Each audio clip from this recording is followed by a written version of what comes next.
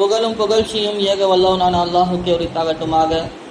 சாந்தியும் சமாதானமும் கண்மணி நாயகம் ஸல்லல்லாஹு அலைஹி வஸல்லம் அவர்களின் மீதும், அன்னாரை வழுவாது தழுவாது பின்பற்றிய சத்திய சஹாபாக்கள், தாபிஈன்கள், குறிப்பாக இங்கு கூடியிருக்கும் நம் அனைவர்கள் மீதும் என்றென்றும் நின்று நிலவட்டுமாக.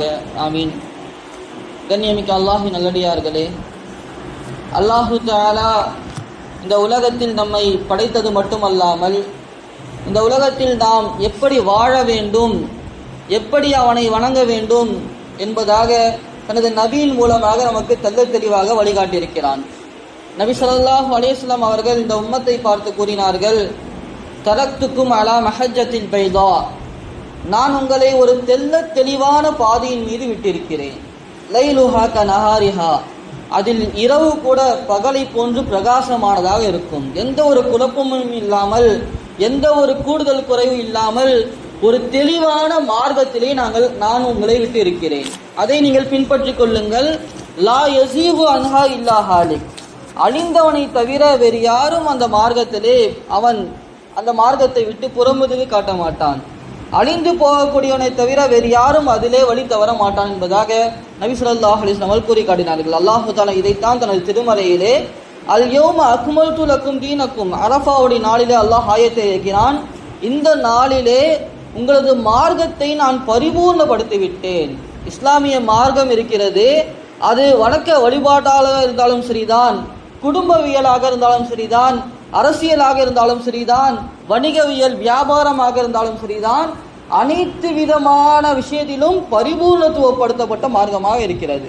பல மத கலாச்சாரங்கள் அது வணக்க வழிபாடுகளை மட்டும் பேசக்கூடியதாக இருக்கும். ஆனால் அல்லாஹு தஆலா நமக்கு வழங்கக்கூடிய இஸ்லாம் இருக்கிறது, இஸ்லாமிய மார்க்கம் பரிபூர்ணப்படுத்தப்பட்ட மார்க்கம். அது வணக்க வழிபாடாக இருந்தாலும் சரிதான், கொடுக்கல் வாங்கலாக இருந்தாலும் சரிதான், வியாபாரமாக இருந்தாலும் சரிதான், குடும்பவியலாக இருந்தாலும் சரிதான், அரசியலாக இருந்தாலும் சரிதான். ஆக அல்லாஹு தஆலா அனைத்து விதமான கோணத்திலும் பரிபூர்ணப்படுத்திய மார்க்கத்தை நமக்கு கொடுத்திருக்கிறான். கொடுத்தது மட்டுமல்லாமல் நம்மை பார்த்து அல்லாஹு தஆலா கூறுகிறான், யா அய்யுஹல்லதீன ஆமனு, ஈமான் கொண்டவர்களே, உதுகுலு ஃபி ஸில்மி காஃபா, இஸ்லாத்தில் நீங்கள் பரிபூர்ணமாக நுழைந்து விடுங்கள். எப்படி மார்க்கத்தை அல்லாஹ் தஆலா பரிபூர்ணமாக ஆக்கியிருக்கிறானோ அதை போன்று நாமும் முழுமையான இஸ்லாத்திற்குள் வர வேண்டும் என்பதாக அல்லாஹ் தஆலா கூறி காட்டுகிறான். இதனுடைய விளக்கத்திலே, ஆயத்துடைய விளக்கத்திலே உலமாக்கள் கூறுவார்கள், இந்த ஆயத்து யாருக்காக இறக்கப்பட்டது? முதலாவது ஒரு சாரார் கூறுகிறார்கள், முஃபஸ்ஸிரீன்கள், இந்த ஆயத் யூதர்களுக்கு இறங்கியது. யூதர்கள் சிலர் இஸ்லாத்தை ஏற்றுக்கொள்வதற்காக நபி அவர்களிடத்திலே வந்தார்கள், இஸ்லாத்தையும் ஏற்றுக்கொண்டார்கள். ஏற்றுக்கொண்டாலும் கூட அவர்கள் முன்னால் படித்த தௌராத்தில் இருக்கக்கூடிய சில சட்டங்களை பின்பற்றி வந்தார்கள். இரவுகளில் தௌராத்தை ஓதி வந்தார்கள். ஒட்டகத்துடைய கரிகை சாப்பிடுவதை விட்டு தவிர்ந்து வந்தார்கள். காரணம், அதுவெல்லாம் இஸ்லாத்திற்கு முன்பதாக தௌராத்திலே கூறப்பட்டதாக அவர்கள் நினைத்து கொண்டு கடைபிடித்து வந்த சட்டங்கள். அதை செய்து வந்தார்கள். இவர்களை பார்த்துதான் அல்லாஹ் தஆலா கூறுகிறான், நீங்கள் ஈமான் கொண்டவர்களாக ஆகிவிட்டீர்கள், எனவே முழுமையாக இஸ்லாத்திற்குள் நீங்கள் வந்து விடுங்கள் என்பதாக அவர்களை பார்த்து அல்லாஹ் தஆலா கூறுகிறான். ஒட்டக கறி அது இஸ்லாத்திலே அல்லாஹ் ஹலாலாக்கி வைத்திருக்கிறான், அதை நீங்கள் உண்ணுங்கள். தொழுவது மட்டும் இஸ்லாம் அல்ல, முழுமையாக நீங்கள் இஸ்லாத்திற்குள் வந்து விடுங்கள். இரண்டாவதாக உலமாக்கள் கூறுவார்கள், யாரை பார்த்து அல்லாஹ் தஆலா இப்படி கூறுகிறான்? கூறுவார்கள், யா அய்யுஹல்லதீன ஆமனு பி அல்சினத்திக்கும், வாய் அளவில் நீங்கள் முஸ்லீம் என்று கூறக்கூடிய நபராக இருக்கிறீர்களா? வாய் அளவுக்கு நீங்கள் முஸ்லீம் முஃமின் என்பதாக நீங்கள் கூறுகிறீர்களா? உதுகுலு ஃபி ஸில்மி காஃபா, முழுமையாக இஸ்லாத்திற்குள் வந்து விடுங்கள். தொழுகை மட்டும் ஒருவர் தொழுது விட்டார், 5 நேரம் நான் தொழுகிறேன், மீதி எல்லாம் நான் இஸ்லாத்தின் பிரகாரம் நடக்காமல் இருப்பேன் என்பதாக ஒருவர் நினைத்து விடக்கூடாது. ஒரு 5 நேர தொழுகையை தொழுது விட்டு நான் இஸ்லாத்தை பரிபூர்ணமாக பின்பற்றுகிறேன் என்பதாக எண்ணம் நமக்குள் வந்துவிடக்கூடாது. மாறாக நமது கொடுக்கல் வாங்கல் அது அல்லாஹ் சொல்லி காட்டிய முறைப்படி இருக்க வேண்டும். நம்முடைய வியாபாரம் அது அல்லாஹ் வழிகாட்டிய முறைப்படி இருக்க வேண்டும். நம்முடைய குடும்பவியல் மனைவியிடத்திலே நடந்து கொள்ள விதமாக இருக்கட்டும், பெற்றோர்களிடத்திலே நடந்து கொள்ள விதமாக இருக்கட்டும், அனைத்தையும் நாம் இஸ்லாத்தை பின்பற்ற வேண்டும். எனவேதான் அல்லாஹ் தஆலா கூறுகிறான், நீங்கள் ஈமான் கொண்டீர்கள் என்று வாயால் சொல்லிக் கொண்டிருக்கிறீர்கள், நீங்கள் எல்லாம் முஸ்லீம் என்று சொல்கிறீர்கள், முழுமையாக நீங்கள் இஸ்லாத்திற்குள் வந்து விடுங்கள். நம்மில் பல பேர் கூட இபாதத்திலே சரியாக நாம் இருந்து கொண்டு, ஆனால் குடும்ப உறவுகளை பேரக்கூடிய விஷயத்திலே எவ்வளவு மாற்றமாக நடந்து கொண்டு இருக்கிறோம், வியாபாரத்திலே எவ்வளவு முரணாக இருந்து கொண்டிருக்கிறோம். நபி ஸல்லல்லாஹு அலைஹி வஸல்லம் அவர்கள் ஒரு அழகான ஒரு ஹதீஸை கூறினார்கள். எந்த ஒரு இபாதத்திற்கும் இல்லாத ஒரு அந்தஸ்தை வியாபாரத்துக்கு கூறி காட்டினார்கள். எத்தனை ரக்காயத்து நம்ம தொழுதாலும் நாம் ஒரு சாதாரண மனிதன் தான். ஆனால் வியாபாரம் செய்யக்கூடிய வியாபாரிக்கு நபி அவர்கள் அழகான வழிகாட்டுதல் செய்தார்கள். ஒருவர் உண்மை பேசி நம்பகத்தன்மையுடன் வியாபாரம் செய்தால் அத்தாஜுரு சதூகுல் அமீன், உண்மை பேசி வியாபாரம் செய்கிறார். ஒரு பொருளை விற்கக்கூடிய சமயத்திலே பொய் பேசாமல் அதில் இருக்கக்கூடிய குறைகளை கூறி விற்கிறார், நம்பகத்தன்மையுடன் அவர் வியாபாரம் செய்தார் என்று சொன்னால் அவர் நாளின் நபிமார்களுடன் எழுப்பப்படுவார் என்பதாக நபி ஸல்லல்லாஹு அலைஹி வஸல்லம் கூறி காட்டினார்கள். இபாதத்துக்கு இல்லாத அந்தஸ்து வியாபாரத்திற்கு நபி அவர்கள் கூறி காட்டினார்கள். காரணம், முழுமையான வழிகாட்டுதல் எல்லா துறைகளிலும் இஸ்லாம் நமக்கு வழிகாட்டி இருக்கிறது. நாமும் முழுமையான முறையிலே இஸ்லாத்தை பின்பற்ற வேண்டும். அது நமது வியாபாரமாக இருக்கட்டும், குடும்பவியலாக இருக்கட்டும், அரசியலாக இருக்கட்டும், அனைத்து விஷயத்திலும் நாம் இஸ்லாத்தை பின்பற்றே ஆக வேண்டும் என்பதற்காக அல்லாஹ் அழைப்பு கொடுக்கிறான். யா அய்யுஹல்லதீன ஆமனு உதுகுலு ஃபிஸ்ஸில்மி காஃபா.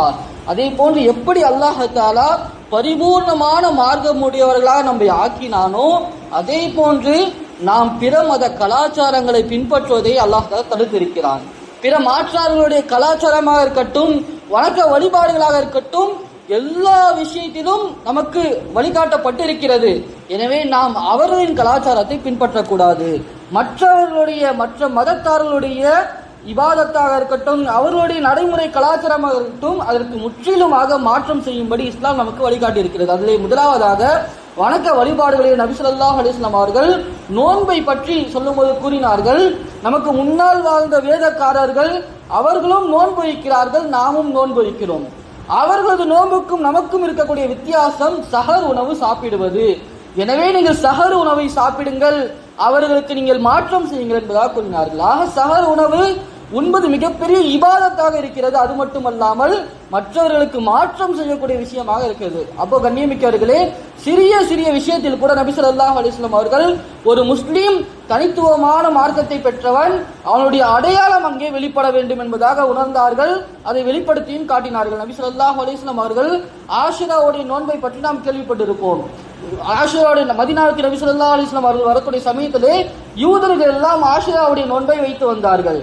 ஏன் இந்த நாளிலே நீங்கள் நோன்பு வைக்கிறீர்கள் என்பதாக நபி அவர்கள் கேட்கக்கூடிய சமயத்திலே, இந்த நாளிலே அல்லாஹ் தஆலா மூசா அலைஹிஸ்ஸலாம் அவர்களை ஃபிரௌனை அழித்து மூசா அவர்களை காப்பாற்றினான் என்பதாக அந்த யூதர்கள் கூறினார்கள். அப்புறம் நபி ஸல்லல்லாஹு அலைஹி வஸல்லம் அவர்கள், உங்களை விட மூசா அலைஹிஸ்ஸலாம் அவர்களை கொண்டாடுவதற்கு நாங்கள் தான் தகுதியானவர்கள், எனவே இஸ்லாமிய சமுதாயத்தை பற்றி கூறினார்கள், நீங்கள் ஆஷுராவுடைய நாளன்று நோன்பு வையுங்கள் சொல்லிவிட்டு, அது மட்டுமல்ல ஆஷுராவுடைய நோன்பு வைப்பதுடன் அதற்கு முன்னால் ஒரு நாளை நீங்கள் சேர்த்துக் கொள்ளுங்கள், பின்னால் ஒரு நாளை சேர்த்துக் கொள்ளுங்கள். அவர்களும் நோன்பு வைக்கிறார்கள், நாமும் நோன்பு வைக்கிறோம். ஆனால் அவர்களுக்கு நாம் மாற்றம் செய்ய வேண்டும். எப்படி? அந்த ஆஷுராவுடைய நாளுக்கு முன்பதாக 9வது பிறையிலே நீங்கள் நோன்பு வைத்து 2 நோன்புகளாக ஆக்கிக் கொள்ளுங்கள், அல்லது 10வது நாள் நோன்பு வைத்து விட்டு 11ம் அதற்குடன் இணைத்துக் கொள்ளுங்கள் என்பதாக வழிகாட்டினார். ஆக இபாதத்தில் எந்த ஒரு சமுதாயத்திற்கும் நாம் ஒப்பாகிவிடக் கூடாது என்பதிலே நபி ஸல்லல்லாஹு அலைஹி வஸல்லம் அவர்கள் கண்ணும் கருத்துமாக இருந்தார்கள். காரணம், அல்லாஹ் பரிபூர்ணமான மார்க்கத்தை நமக்கு கொடுத்திருக்கிறார். நமது அடையாளங்கள் ஒவ்வொரு விஷயத்திலும் வெளிப்படுத்தியே ஆக வேண்டும். அதே போன்று நபி ஸல்லல்லாஹு அலைஹி வஸல்லம் அவர்கள் இபாதத் செய்யக்கூடிய விஷயத்திலே தொழுகையுடைய நேரத்திலே சூரியன் உதிக்கும் நேரத்திலும் சரி, சூரியன் மறையும் நேரத்திலும் சரி நீங்கள் தொழாதீர்கள் என்பதாக நமக்கு தடை செய்திருக்கிறார்கள். காரணம், சூரியன் உதிக்கும் நேரத்திலே சில நபர்கள், சூரியனை வணங்கக்கூடிய நபர்கள், அவர்கள் சூரிய நமஸ்காரம் செய்வார்கள், சூரியனை வழிபடுவார்கள். அவர்கள் வணங்கக்கூடிய அந்த நேரத்தில் கூட நாம் இபாதத் செய்யக்கூடாது என்பதற்காக அந்த நேரத்திலே தொழுவதற்கு தடை விதித்தார்கள் நபி ஸல்லல்லாஹு அலைஹி வஸல்லம் அவர்கள். கண்ணியமிக்கவர்களே, ஆக இபாதத்திலே எந்த ஒரு நபரும் மற்ற கலாச்சாரத்தை பின்பற்றக்கூடாது என்பதிலே நபி ஸல்லல்லாஹு அலைஹி வஸல்லம் அவர்கள் கண்ணும் கருத்துமாக இருந்தால், அதே போன்று ஒரு முஸ்லிமுடைய தோற்றம் எப்படி இருக்க வேண்டும், அவனுடைய ஆடை எப்படி இருக்க வேண்டும், அவனுடைய முடி எப்படி இருக்க வேண்டும், தாடி எப்படி இருக்க வேண்டும், மீசை எப்படி இருக்க வேண்டும், தனித்துவம் பெற்றதாக இருக்க வேண்டும். இதிலே நபி ஸல்லல்லாஹு அலைஹி வஸல்லம் அவர்கள் கண்ணும் கருத்துமாக இருந்தார்கள். கூறினார்கள், நீங்கள் மீசையை கத்தரித்துக் கொள்ளுங்கள், தாடியை நிரப்பமாக வளருங்கள். காரணம், யூதர்கள் தாடியை வளர்க்கிறார்கள், மீசையும் சேர்த்து வளர்க்கிறார்கள். அவர்களுக்கு மாற்றம் செய்ய வேண்டும். தாடி வளர்ப்பது சுன்னத்தாக இருக்கிறது. எல்லா நபிமார்களும் தாடி வைத்திருந்தார்கள். ஆக அந்த சுன்னத்தை நீங்கள் பின்பற்றுங்கள். ஆனால் யூதர்களும் தாடி வைக்கிறார்கள், ஆனால் அவர்களுக்கு நாம் மாற்றம் செய்ய வேண்டும். எனவே நீங்கள் மீசையை கத்தரித்துக் கொள்ளுங்கள் என்பதாக கூறினார்கள். கண்ணியமிக்கவர்களே, ஒரு முஸ்லீமுடைய அலங்காரம் எப்படி இருக்க வேண்டும், ஒரு சஹாபாக்களில் சிலர் ஒரு ஆடையை அணிந்து வந்தார்கள். அந்த ஆடையை பார்த்தவுடன் நபி அவர்கள் கூறினார்கள், இது முஸ்லிம்கள் அணியக்கூடிய ஆடை கிடையாது, இதுவெல்லாம் மாற்றார்களுடைய உடை, அவர்களுடைய கலாச்சார ஆடை. எனவே இந்த ஆடையை நீங்கள் அணியாதீர்கள் என்பதாக நபி அவர்கள் அங்கே தடை செய்து காட்டினார்கள். தடை செய்து விட்டு, யார் ஒரு சமுதாயத்துடைய கலாச்சாரத்தை பின்பற்றி வாழ்வாரோ அந்த நபர் அவர்களை சார்ந்தவராக இருப்பார் என்பதாக, அவர் முஸ்லீமாக இருக்க முடியாது என்பதாக நபி அவர்கள் கூறினார்கள். கண்ணியமிக்கவர்களே, ஆக எந்த கலாச்சார ஆடை, ஒரு ஆடை மற்ற மதத்தினருடைய கலாச்சாரமாக ஆடையாக இருந்தது என்று சொன்னால் அந்த ஆடையை அணிவது நமக்கு தடை விதிக்கப்பட்டிருக்கிறது. அந்த ஒரு ஆடையுடைய நிறம் மற்ற கலாச்சாரத்துடைய நிறமாக இருந்தது என்று சொன்னால் அந்த நிறத்தில் ஆடை அணிவதும் நமக்கு தடை செய்யப்படுகிறது. கண்ணியமிக்கவர்களே, ஆக நபி ஸல்லல்லாஹு அலைஹி வஸல்லம் அவர்கள் ஒவ்வொரு செயலிலும் மாற்றார்களுக்கு நாம் மாறு செய்ய வேண்டும். காரணம், நமக்கு அல்லாஹ் தஆலா பரிபூர்ணமான மார்க்கத்தை கொடுத்திருக்கிறான், இதுவே எனக்கு போதுமானது. எனவே நம்முடைய அடையாளத்தை நாம் வெளிப்படுத்த வேண்டும் என்பதற்காக ஒவ்வொரு விஷயத்திலும் நபி ஸல்லல்லாஹு அலைஹி வஸல்லம் அவர்கள் கூறி காட்டினார்கள். ஆனால் கண்ணியமிக்கவர்களே, நாம் வாழக்கூடிய இந்த காலத்தை பற்றியும் நபி அவர்கள் கூறி காட்டினார்கள். ஒரு காலம் வரும், அப்போ இருக்கக்கூடிய மக்கள் அணு அணுவாக முளமுளமாக ஜான்ஜானாக மற்ற மத கலாச்சாரத்தை பின்பற்ற ஆரம்பிப்பார்கள், மற்ற மத கலாச்சாரங்களை பின்பற்ற ஆரம்பிப்பார்கள் என்பதாக நபி ஸல்லல்லாஹு அலைஹி வஸல்லம் கூறிய பிறகு சஹாபாக்கள் எல்லாம் கூறினார்கள், யா ரசூலல்லாஹ், நீங்கள் யாரை பற்றி கூறுகிறீர்கள்? யூதர்கள் கிறிஸ்துவர்களை பற்றி நீங்கள் கூறுகிறீர்களா?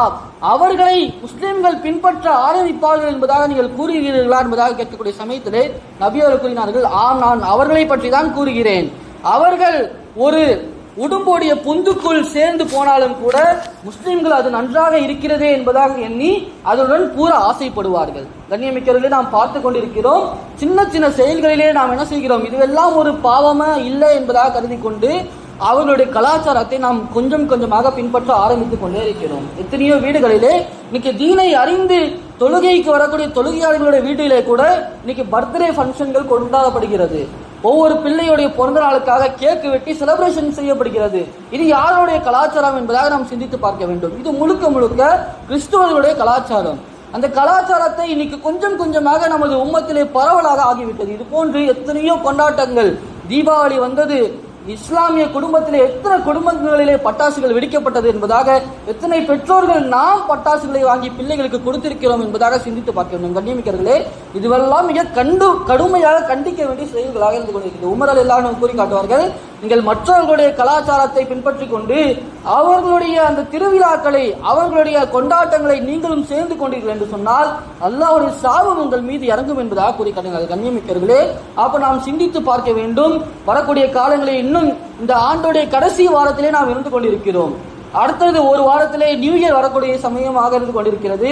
இந்த சமயத்திலே பெரும்பாலான முஸ்லிம்கள், பெரும்பாலான இஸ்லாமிய ஆண்களும் சரி, வாலிபர்களும் சரி, பெண்களும் சரி, அங்கே பீச்சிலே சென்று கொண்டு அங்கே நடக்கக்கூடிய அனைத்து விதமான அனாச்சாரத்திலே நாம் கலந்து கொண்டிருக்கிறோம். இது முழுக்க முழுக்க அல்லாஹ்வுடைய சாபத்தை கொண்டு வரக்கூடிய செயலாக இருந்து கொண்டிருக்கிறது. இசை இருக்கிறது, அல்லாஹ் ஷைத்தானுடைய வேதமாக இருந்து கொண்டிருக்கிறது, அல்லாஹ்வுடைய கோப பார்வையை கொண்டு வரக்கூடியதாக இருந்து கொண்டிருக்கிறது. நபி ஸல்லல்லாஹு அலைஹி வஸல்லம் ஹதீஸிலே கூறினார்கள், ஒரு காலம் வரும், அந்த காலத்திலே சில மக்கள் வருவார்கள், இஸ்லாமியர்கள், அவர்கள் இசைகளை ஹலாலாக கருதுவார்கள். ஹலாலின்னு சொல்ல மாட்டாங்க, ஆனா அந்த பாட்டை கேட்பதில் எந்த ஒரு உறுத்தலும் அவர்களுக்கு ஏற்படாது. இசை என்பது ஹராமான விஷயம், அதை கேட்பதிலே அவர்களுக்கு எந்த ஒரு உறுத்தலும் ஏற்படாமல் இசைகளை பகிரங்கமாக கேட்டுக் கொண்டிருப்பார்கள். அந்த பாவத்தின் பீடையின் காரணமாக அல்லாஹ் தஆலா அழிவுகளை ஏற்படுத்துவான், அவர்களை அப்படியே மண்ணுள் புதைய செய்து விடுவான் என்பதாக நபி ஸல்லல்லாஹு அலைஹி வஸல்லம் கூறுகிறார். காரணம், அல்லாஹ்வுடைய கோபப்பார்வை இறங்கக்கூடிய இடமாக இருந்து கொண்டிருக்கிறது. அந்த இடத்தை விட்டு முற்றிலுமாக நாம் தவிர்ந்திருக்க வேண்டும். ஆனால் கை செய்த வேண்டும் என்று சொன்னால் இஸ்லாமிய ஆண்கள் வாகனத்திலே தனது குடும்பத்தை அழைத்துக் கொண்டு அங்கே சென்று அங்கு நடக்கக்கூடிய கேலி கூத்துகளிலே பங்கேற்கக்கூடிய நிலைகளை நாம் பார்த்துக் கொண்டிருக்கிறோம். இது முழுக்க முழுக்க கண்டிக்கத்தக்க செயல்களாக இருந்து கொண்டிருக்கிறது. அல்லாஹ்வுடைய கோப பார்வையை கொண்டு வரக்கூடிய விஷயமாக இருக்கிறது. இதை மீறி ஒரு ஆண் தனது குடும்பத்தை அங்கே அழைத்து செல்கிறான் என்று சொன்னால், வாருங்கள் நாம் சென்று அல்லாஹ்வுடைய சாபத்தை வாங்கி வருவோம் என்பதாக தனது குடும்பத்தை அழைத்து செல்கிறான் என்பதாகத்தான் அர்த்தமாக இருந்து கொண்டிருக்கிறது. நபி ஸல்லல்லாஹு அலைஹி வஸல்லம் அவர்கள் ஒரு பயணத்திலே சென்று கொண்டிருக்கிறார்கள். அந்த பயணத்திலே சென்று கொண்டிருக்கிற சமயத்திலே மிகவும் களைப்பாக ஆகிவிடுகிறது சஹாபாக்களுக்கு அனைவருக்கும். நபி ஸல்லல்லாஹு அலைஹி வஸல்லம் அவர்கள் இரவு ஆகிவிட்டது, இரவும் தாமதம் ஆகிக் கொண்டே செல்கிறது, பயணம் நீண்டு கொண்டே செல்கிறது. நபி ஸல்லல்லாஹு அலைஹி வஸல்லம் அவர்கள் வாகனத்திலே இருந்து தூங்கி கீழே விழுந்து விடுகிறார்கள்.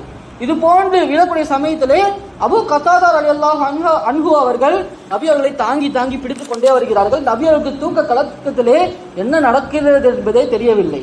பிறகு அபூ கத்தாதா ரலியல்லாஹு அன்ஹு இடத்துல நபி ஸல்லல்லாஹு அலைஹி வஸல்லம் அவர்கள் கேட்கிறார்கள், அபூ கத்தாதாவே என்ன நடக்கிறது, எனக்கு என்ன ஆச்சுன்னு கேட்கும்போது, நீங்க தூங்கி விழுறீங்க யா ரசூலல்லாஹ், எல்லாருக்கும் களைப்பாக ஆகிவிட்டது சஹாபாக்களுக்கு.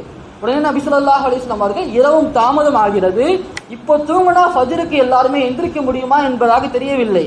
எனவே எல்லாரும் தூங்க வேண்டும் என்று சொன்னால் ஒரு நபர் காவலுக்கு இருக்க வேண்டும். ஃபஜ்ருடைய தொழுகையை நாம் விட்டுவிடக்கூடாது. பயணத்திலே ஒரு நபரை நாம் காவலுக்காக ஆக்குவோம் என்பதாக மஷூரா செய்து பிலால் ரலியல்லாஹு அன்ஹு அவர்களை காவலுக்காக பணி நியமிக்கிறார்கள். பணி நியமித்து விட்டு எல்லாரும் தூங்கி விடுகிறார்கள். பிலால் ரலியல்லாஹு அன்ஹு அவர்கள் சாய்ந்து அமர்ந்து கொண்டே இருந்தார்கள். சூரியன் உதிக்கும் திசையை பார்த்து சாய்ந்து அமர்ந்து கொண்டிருக்கிறார்கள், வெளிச்சம் வந்தால் எழுந்து விடலாம் என்று. ஆனால் அசதியில் அவர்களும் தூங்கி விடுகிறார்கள். தூங்கிவிட்ட பிறகு சூரியன் உதயமாகிவிட்டது, அனைவருக்கும் அந்த தொழுகை கலா ஆகிவிட்டது. கலாவான பிறகு நபி ஸல்லல்லாஹு அலைஹி வஸல்லம் அவர்கள் முகத்திலே சூரிய ஒளி பட்டவுடன் நபி அவர்கள் விழித்துக் கொண்டார்கள்.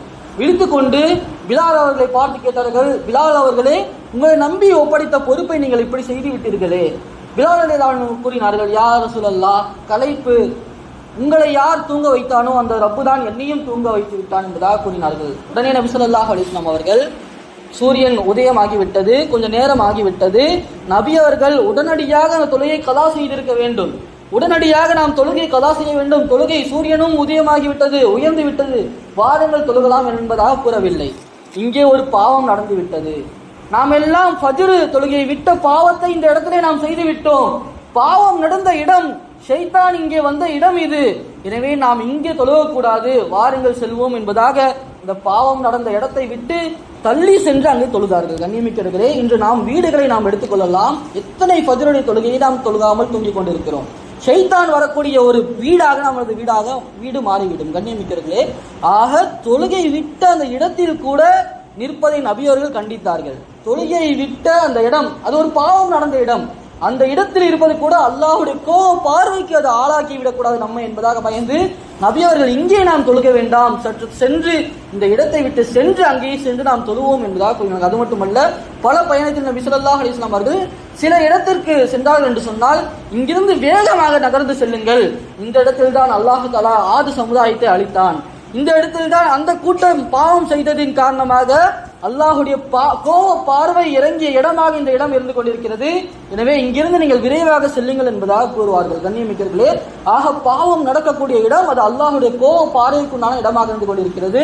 நாம் அந்த இடங்களுக்கு சென்று அங்கே நடக்கக்கூடிய கேலி கூத்துக்களில் கலந்து கொண்டோம் என்று சொன்னால், நாம் மட்டும் அல்லாமல் நமது குடும்பத்திற்கும் அந்த அல்லாஹுடைய சாபத்தையும் கோப பார்வையும் வாங்கி வரக்கூடிய நபர்களாக நாம் ஆகிவிடும். அல்லாஹ் தஆலா நம்மை அதை விட்டு பாதுகாக்க வேண்டும். எனவே ஒவ்வொரு செயலிலும் ஒரு முஸ்லீம் பரிபூர்ணமான முஸ்லீமாக வாழ வேண்டும். கண்ணியமிக்கிறர்களே, அது மட்டுமல்ல, உலமாக்கள் கூறுவார்கள், இந்த நாள் இருக்கிறதே ஒரு வருடம் முடிவதற்குண்டான ஒரு விஷயமாக இருந்து கொண்டிருக்கிறது. ஏதோ நாமும் அந்த தேதிகளை தான் பின்பற்றி கொண்டு வருகிறோம். இஸ்லாமியர்களாக இருக்கிறோம், முஸ்லீம் தேதிகளாக இருந்தாலும் சரி, நாம் வாழக்கூடிய இந்த நாட்டின் சூழ்நிலை அடிப்படையிலே அந்த நாட்கணக்கை தான் நாம் என்ன செய்கிறோம், பின்பற்றி வருகிறோம். இந்த நேரத்திலே நாம் அந்த கொண்டாட்டங்களே நாம் ஈடுபடாமல், நாம் இந்த நாளிலே அல்லாஹ்வுக்கு பிடித்த எத்தனை வகையான அமல்களை நாம் செய்திருக்கிறேன், இந்த வருடத்தை நான் எந்த அளவுக்கு இபாதத்திலே கழித்திருக்கிறேன் என்பதாக நம்மை நாமே கேள்வி கேட்டு பார்க்க கொள்ள வேண்டும். கண்ணியமிக்கவர்களே, உமர் ரலியல்லாஹு கூறுவார்கள், எந்த ஒரு நபர் தான் வாழக்கூடிய இந்த உலக வாழ்க்கையிலே தன்னை கேள்வி கேட்டு வாழ்வானோ அவனுக்கு மறுமையின் கேள்வி கணக்கு லேசாக அமைந்துவிடும். மறுமையின் கேள்வி கணக்கு லேசாக அமைந்துவிடும். இதனுடைய விளக்கத்தில் உலமாக்கள் கூறுவார்கள், ஒரு வியாபாரி வியாபாரம் செய்கிறார். வியாபாரம் செய்யக்கூடிய சமயத்திலே தினம்தோறும் அவர் கணக்கு பார்க்கிறார். இன்னைக்கு நான் எவ்வளவு லாபம் சம்பாதித்து இருக்கிறேன், இன்னைக்கு எனக்கு எவ்வளவு நஷ்டமாயிருக்கு அப்படின்னு ஒருத்தர் டெய்லிக்கும் கணக்கு போடுறாரு, இல்ல வாரத்துக்கு ஒரு நாள் கணக்கு போறாரு அப்படின்னு சொன்னா, அந்த கணக்கு இன்னைக்கு 10 ரூபா நஷ்டமாச்சுன்னு சொன்னா, நாளைக்கு அந்த 10 ரூபாவை எப்படி ஈடு கட்டி லாபமா மாத்தலாம்னு சொல்லிட்டு அவர் என்ன செய்வாரு, அதற்குண்டான முயற்சியில் ஈடுபடுவார். இப்படி ஒவ்வொரு நாளும் கணக்கு பார்த்து வியாபாரம் செய்யக்கூடிய வியாபாரிக்கு பெரும் அளவில் நஷ்டம் ஏற்படாது. ஏன்னா சின்ன நஷ்டத்தை அவர் அடுத்த நாள் சரி கட்டுவதற்குண்டான முயற்சி செய்வார். ஆனால் ஒரு வியாபாரி வந்த வரைக்கும் லாபம் அப்படின்னு கணக்கு பார்க்காம இஷ்டத்துக்கு வியாபாரம் செய்து கொண்டே வந்தார் என்று சொன்னால், திடீரென்று ஒரு நஷ்டம் ஏற்பட்டது என்று சொன்னால் அந்த நஷ்டத்தை ஈடுகட்ட அவரால் முடியாது. பெரிய நஷ்டம் ஏற்பட்டுவிடும். அப்படி ஏற்பட்டு விட்டால் அவரால் ஈடுபடுத்த முடியாது. அதே போன்றுதான் உமர் ரலியல்லாஹு கூறுவார்கள், யார் இந்த உலகத்தில் வாழக்கூடிய சமயத்திலே ஒவ்வொரு நாளும் தன்னை கேள்வி கேட்டு வாழ்கிறார். இன்னைக்கு நான் 5 நேர தொழுகையை தொழுதுட்டான், அல்ஹம்துலில்லாஹ், அல்லாஹ்வை புகழ்கிறார், நன்மையை செஞ்சுட்டார். இன்னைக்கு என்ன செய்யறார்? அல்லாஹ்வை புகழ்கிறார். அல்ஹம்துலில்லாஹ், அல்லாஹ் கொடுத்த நியாமத்துக்கு இன்னைக்கு அல்லாஹ் எனக்கு நல்ல உணவை கொடுத்தான், நல்ல ஆடையை கொடுத்தான், வியாபாரத்துல நல்ல லாபத்தை கொடுத்தான். அன்னைக்கு உட்கார்ந்து தன்னைத்தானே கேள்வி கேட்டுக்கொண்டு அல்லாஹ் கொடுத்த அருள் கொடைக்கு நன்றி செலுத்துகிறார். அதே போன்று இன்னைக்கு நான் என்ன பாவத்தை செஞ்சேன், அல்லாஹ் தடுத்த காரியத்தை நான் என்ன செஞ்சேன் அப்படின்னு அன்னைக்கு அவர் உட்கார்ந்து சிந்திச்சு பார்த்து அன்னைக்கே தௌபா செஞ்சுட்டாரு. இப்படி ஒவ்வொரு நாளும் ஒரு செய்தி கொண்டே வந்தார் என்று சொன்னால் மறுமையிலே அல்லாஹ் தாலா அவருக்கு கேட்கக்கூடிய கேள்வி கணக்கு லேசாக ஆகிவிடும். காரணம், அன்னைக்கே அவர் முடிச்சுட்டாரு. அன்னைக்கு செஞ்ச பாவத்துடைய தௌபாவை அன்னைக்கே அவர் கேட்டு முடிச்சுட்டாரு. அப்ப இது போன்று தன்னைத்தானே யார் கேள்வி கேட்டு வாழ்ந்துவாரோ அவருக்கு மறுமையின் கேள்வி கணக்கு லேசாகிடும். இது மாற்றமாக நாம நல்லா தானே செஞ்சுட்டு இருக்கோம், அமல் எல்லாம் கரெக்டாக தான் செய்யறேன், பாவம் செய்யறேன், எப்பயாச்சும் தௌபா செஞ்சுக்க வேண்டியதுதான் அப்படின்னு நாம பாட்டு வாழ்ந்துகிட்டே இருந்தோம் என்று சொன்னால் மறுமையில அல்லாஹ் தஆலா நாம் செய்யக்கூடிய பாவத்திற்கு கேள்வி கணக்கு கேட்க ஆரம்பித்தான் என்று சொன்னால் நம்மால் அந்த கேள்வி கணக்கு மாட்டி விடுவோம். கண்ணியமிக்கிறதுல அது போன்றுதான் வருட கடைசியே நாம் இருந்து கொண்டிருக்கிறோம். இந்த வருடத்திலே நாம் எந்த அளவுக்கு அல்லாஹ் பிடித்த அடியானாக நான் வாழ்ந்திருக்கிறேன், எத்தனை நேர தொழுகைகளை நான் வீணாக்கி இருக்கிறேன், எத்தனை நேர தொழுகைகளை பேணுதலாக நான் பள்ளியில் சென்று தொழுதிருக்கிறேன், எவ்வளவு இந்த வருடத்திலே நான் எவ்வளவு குர்ஆன் ஓதி முடித்திருக்கிறேன், இந்த வருடத்தில் நான் எவ்வளவு அல்லாஹ் பிடித்த அமல்களை செய்திருக்கிறேன், இந்த வருடத்தில் நான் எவ்வளவு அல்லாஹ் தடுத்த ஹராமான பாவத்தை செய்திருக்கிறேன் என்பதாக இந்த வருட கடைசியிலே நாம் உட்கார்ந்து அமர்ந்து சிந்தித்து பார்த்து அல்லாஹ்விடத்திலே அழுது நாம் செய்த அனைத்து விதமான பாவத்திற்கும் தௌபா பெற்று பெறக்கூடிய நபராக நாம் ஆக வேண்டும். உலமாக்கள் கூறுவார்கள், ஒரு ஆடை அசுத்தமாகிவிட்டது என்று சொன்னால் அதை கழுவுவதற்கு எவ்வளவு சிரமமாக இருக்கும். எத்தனை பக்கெட்ல தண்ணீரை நிரப்பி நம்ம சுத்தம் செய்ய வேண்டும். ஒரு ட்ரெஸ்ஸை துவைக்கணும், அழுக்காயிடுச்சுன்னு சொன்னா. ஆனா பல வருடங்களாக ஒரு நபர் செய்த பாவம் அவர் உள்ளத்திலே அசுத்தமாக சேர்ந்து இருக்கும். அந்த அசுத்தத்தை கழுவுவதற்காக அல்லாஹ் தஆலா வாளி வாளியாக தண்ணீர் கேட்பதில்லை, மாறாக அவர் கண்ணீரிலிருந்து வரக்கூடிய ஒரு சொட்டு கண்ணீர் போதும் எத்தனை வருடங்கள் அவர் செய்த பாவமாக இருந்தாலும் சரி அல்லாஹ் தஆலா அது முழுமையாக அழிக்கக்கூடியவனாக இருந்தக்கூடியவனாக. கண்ணியமிக்கவர்களே, நாம் அல்லாஹ்விடத்திலே அமர்ந்து 2 ரக்காத் தொழுது நாம் செய்யக்கூடிய அனைத்து பாவத்தையும் நாம் உள்ளத்தில் கொண்டு வந்து முழுமையான முறையிலே அல்லாஹ்விடத்திலே தௌபா செய்து எல்லா விதமான பாவ மன்னிப்பும் பெறக்கூடிய மக்களாக அல்லாஹ் தஆலா நம்மை ஆக்கி அல்லாஹுடைய பொருத்தத்தை பெற்று முழுமையான முறையிலே நமது மார்க்கத்தை இஸ்லாமியை பின்பற்றி அல்லாஹுடைய பொருத்தம் பெறக்கூடிய மக்களாக அல்லாஹ் தஆலா நம்ம அனைவரையும் ஆக்கி அல்லாஹுடைய சொர்க்கத்திலே ஒன்று சேரக்கூடிய மக்களாக அல்லாஹ் தஆலா ஆக்கி அருள் புரிவானாக. வா ஆகிரு தாவானா அல்ஹம்துலில்லாஹி ரப்பில் ஆலமீன். அஸ்ஸலாமு அலைக்கும் வரஹ்மத்துல்லாஹி வபரகாத்துஹு.